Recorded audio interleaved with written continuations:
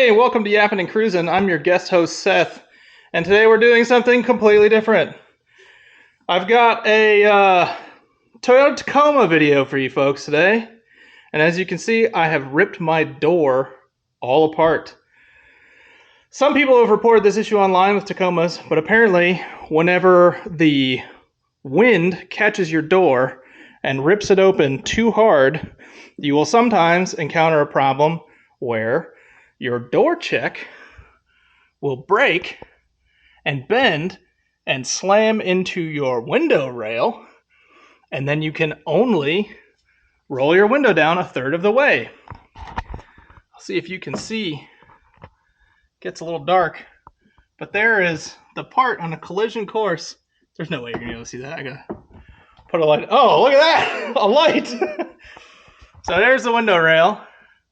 There's the door check. And as you might be able to see, they're smashing together. So now I've got a huge bend in my window rail, and I need to replace both components because I think they're both trashed. Also, this is a friendly reminder to get to your toolbox first and get your tools out before you park your car and your truck in the garage to where you can't get your toolbox. It looks like all I should need to get this off is a 10mm socket. So that's convenient. Okay, yeah, but for real though, for people who actually wanted this to be a slightly helpful tutorial, there's a top nut and a bottom nut that you can use, and if you take the speaker out of the bottom of the door, you have just enough room to be able to pull the rubber window seal out from that window bracket, and you can pull it out through that bottom hole.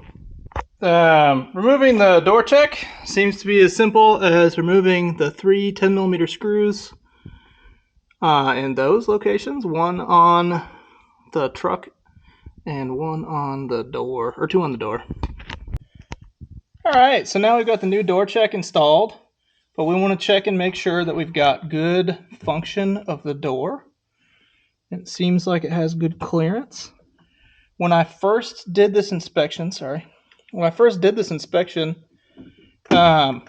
my screw into the truck was not tight, even though it felt tight initially. So double check that one and make sure you got it tight. But as we take a look, you should be able to see, doesn't look like it's going to go where the window rail is going to go when I put it back in, so hopefully I won't trash $150 of parts. But I'll come back when I got the window rail in. Alright, we just finished checking the window, and now that the window goes up and down again, I can successfully order food at a drive-thru window. And so yeah, I think this finally concludes this episode of how to do something yourself you don't want to pay someone else to do. See you next time. I'll tell you, that right there looks like a dog that's proud of what she accomplished.